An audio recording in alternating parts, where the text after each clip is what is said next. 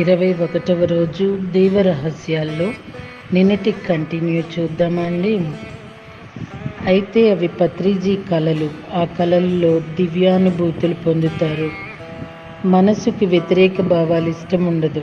దాని ఇష్టం వచ్చినట్టు ఉండాలి, కానీ వ్యతిరేకంగా ఏదన్నా ఉంటే ఇష్టం ఉండదు. అందుకే దాని దృష్టి మొత్తం అటుపెట్టి ఏదైతే వ్యతిరేకమో దాని చుట్టూ తిరుగుతూ ఉంటుంది. అవే ఆలోచనలు వస్తూ ఉంటాయి మనకి. తిరిగి తిరిగి ఆలోచన రూపంలో ఇక్కడ నింపుతుంది. దానికి అనుకూల వాతావరణం వచ్చేదాకా ఇష్టం లేని దాన్ని చుట్టూ తిరుగుతూనే ఉంటుంది. ఎప్పుడైతే ధ్యానం మొదలు పెడతామో, ధ్యానం మొదలు పెట్టగానే మనసుకి అనుకూలమైన వాతావరణం వచ్చేస్తుంది. వెంటనే ఆ వ్యతిరేకత అనేది పోతుంది.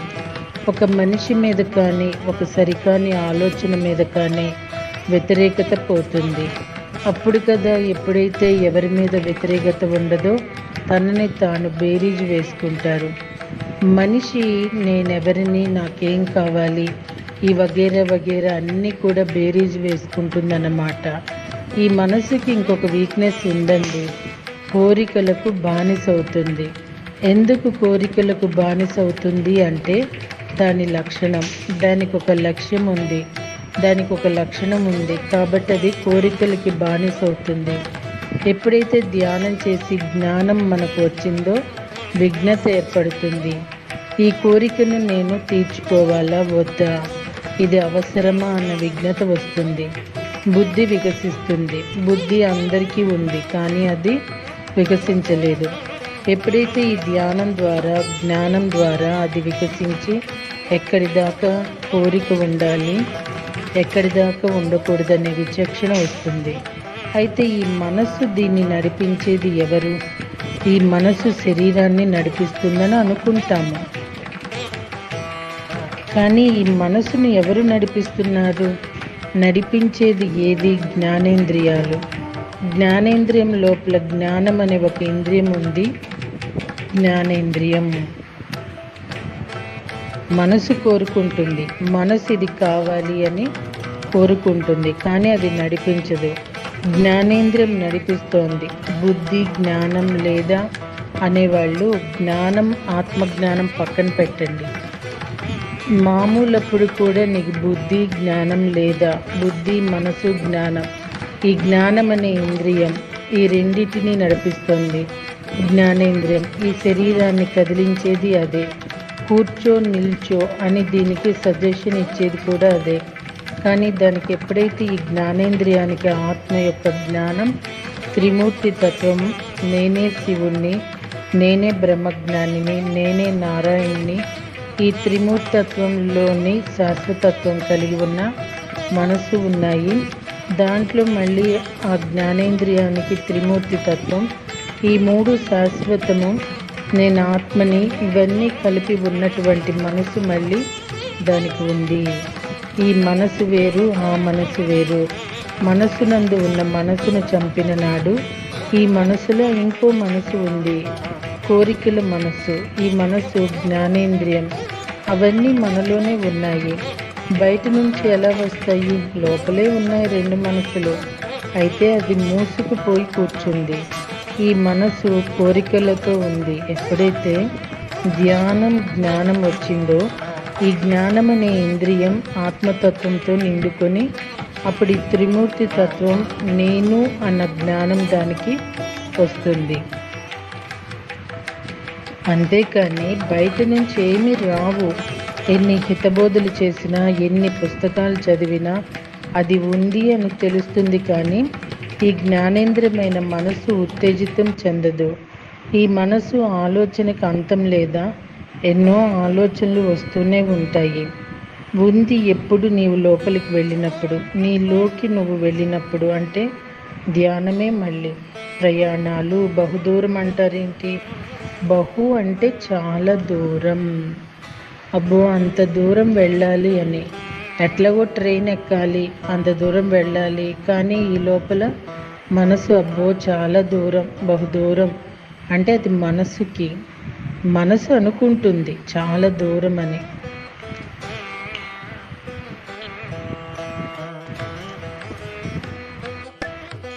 చాలా దూరం అని, ఆత్మస్వరూపులకి ఎంత దూరం అనేది ఉండదు. నేను వెళ్ళాలి అంతే, హ్యాపీగా జర్నీ. అబ్బో చాలా దూరం అన్న విసుగు కానీ విరామం కానీ అది మనసుకి ఉంటుంది. ఆత్మ కొన్ని కారణాల వల్ల మనసుతో చేరిపోయింది. ఆ కొన్ని కారణాలు చెప్పాలంటే పెద్ద గ్రంథం అవుతుంది. అప్పుడప్పుడు మనసుతో కలిసిపోతుంది. అప్పుడు అది తనని తాను మర్చిపోతుంది. ఎప్పుడైతే మనసుతో చేరిపోయిందో, నేను శరీరాన్నని, ఈ కోరికల్లో ఆనందం ఉంటుందని తనని తాను మరిచిపోతుంది. అప్పుడప్పుడు అది తనని తాను మరిచిపోయినప్పుడు అదంతా ఈ ఆత్మకు చుట్టుకుంటుంది.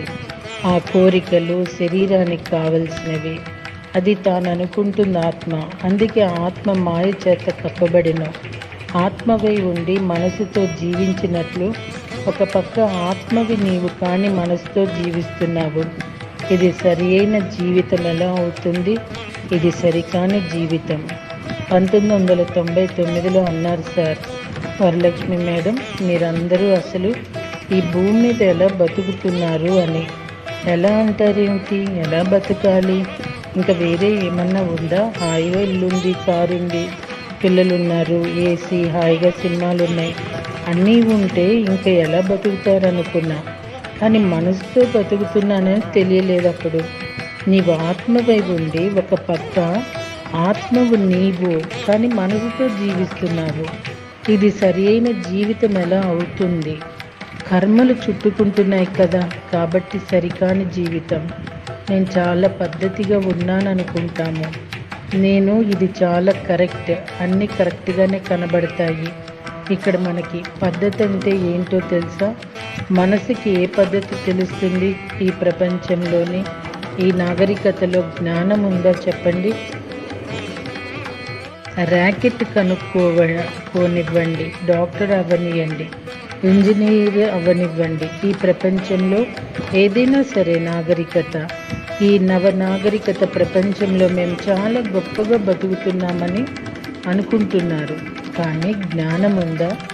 జీరో. అక్కడ జ్ఞానం లేదు. ఆత్మ ఉందా? నవనాగరికత ఏ టెక్నాలజీలోనైనా ఆత్మ ఉందా? శరీరంలోనే ఉంది ఆత్మ. మనలో ఉండే ఆత్మని మనం ఉపయోగించుకోవాలి. మరి నీవు ఆత్మవి కదా, నీకు ఆత్మజ్ఞానం కదా కావాల్సింది. మరి భౌతికంలోకి ఎందుకు పరిగెడుతున్నారు? పరిగెత్తేదంతా భౌతికమే. మరి తెలియదు కదా, ఒళ్ళు నొప్పులు రాగానే ఏదో ఒకటి రాగానే హాస్పిటల్స్కి పరిగెత్తుతున్నారు, ఇంకో చోటికి పరిగెత్తుతున్నాము. ఇక్కడ దొరుకుతుందని, అక్కడ దొరుకుతుందని. కష్టాలు వస్తే దేవుణ్ణి మొక్కుకొని గుళ్ళోకి పరిగెత్తుతున్నారు. పెళ్ళిళ్ళు, పేరెంటాలని వెళ్ళొచ్చు, కానీ అదే లైఫ్ కాదు. ఆ స్టైల్ లేకపోతే నాగరికతలో ఉన్నట్టు కాదా? ఇలా ఉంటేనే కరెక్టా? ఇది పద్ధతా? నిజంగా నీకు జ్ఞానం ఉంటే ఎందుకు పరిగెడతావు? అవసరాలకి తప్పనిసరిగా పరిగెట్టాలి. కుటుంబం ఉందిగా, బతకటానికి ఆహారం కావాలిగా. మరి భౌతికంలోకి ఎందుకు పరిగెడుతున్నారు? అదే మనసు మాయ. వెంటనే అటు వెళ్ళి పోతుంది దృష్టి మనకి. ఇదే భగవద్గీతలో కృష్ణుడు చెప్పిన యదా యదా హి ధర్మస్య గ్లానిర్భవతి భారత.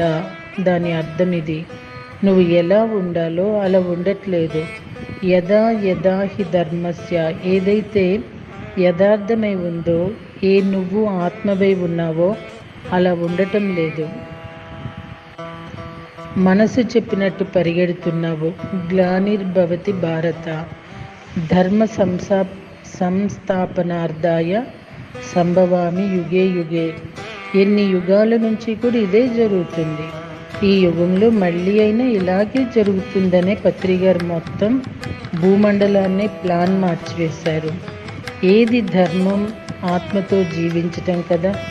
మనసుతో జీవిస్తున్నాం కాబట్టి ధర్మం నశించిపోతుంది. ధర్మం గురించి వ్యాఖ్యలు చెప్పటం కాదు, మనసుని కంట్రోల్లో పెట్టుకొని మనసుతో ఆనందము, సృష్టి అన్నీ అనుభవిస్తేనే, ఆత్మ యొక్క జ్ఞానంతో జీవిస్తేనే నీవు అద్భుతంగా ఆఖరి జన్మకు రావటానికి అవకాశం ఉంటుంది. ఇప్పుడు చెప్తున్నారు సరి అయిన జీవితం అంటే ఏమిటో.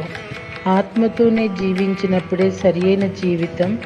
మీకు అర్థమవుతుంది. లేదంటే ధర్మం నశించిపోతుంది. సమయాన్ని ఎవరైనా సరే మీ కుటుంబానికి ఉపయోగించుకోవాలి, వ్యాపారానికి ఉపయోగించుకోవాలి, బిడ్డల్ని పెంచుకోవాలి, అన్నీ చెయ్యాలి. కానీ 10 నిమిషాలు దొరికినా 5 నిమిషాలు దొరికినా కళ్ళు మూసుకొని కూర్చోవాలి. నీలో నువ్వు ఉన్నప్పుడు నీ అంతరంగాన్ని సత్యం తెలుసు. మనసుకు తెలియదు సత్యం ఏమిటో.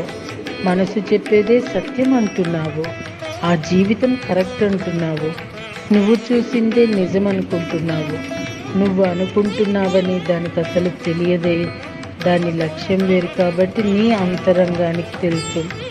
అంతరంగానికి తెలుసు కాబట్టి ముందు శ్వాస మీద ధ్యాస మనం పెట్టాలి. నీకు కావలసింది నువ్వు పొందాలి. ఆత్మకి ఏం కావాలో అది పొంది తీరాలి. మనసుకి ఏం కావాలో అది మనం సరిచూసుకోవాలి. సో మాస్టర్స్, మళ్ళీ రేపు నేను, నా శ్వాస, నా మనసు, ఇది 2వ భాగం అండి. మరి పత్రిజీ వీటి గురించి ఏం చెప్పారో మరి రేపటి రోజున తెలుసుకుందామా. ధన్యోస్మి.